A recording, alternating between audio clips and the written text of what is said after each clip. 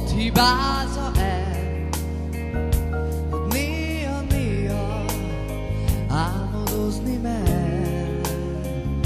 Így tettem én is, vesztettem én is, de bármi fáj, nekem megérte mégis.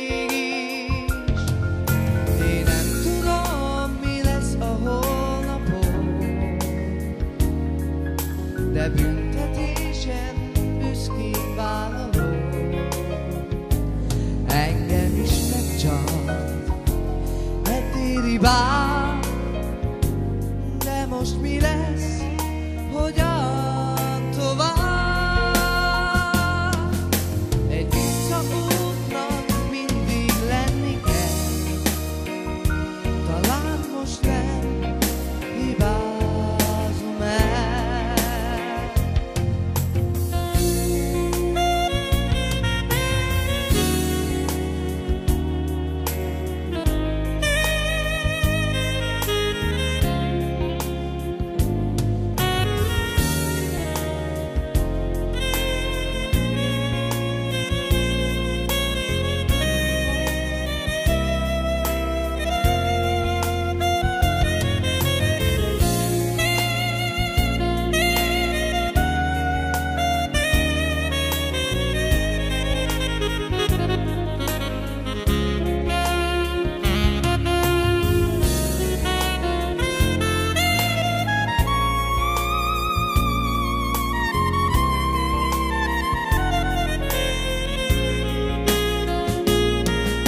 A legtöbb ember ott hibázza el, ott néha-néhány álmodozni mer. Így tettem én is, vesztettem én is, de bármi fáj, nekem megérte mégis. Én nem tudom, mi lesz a holnapon,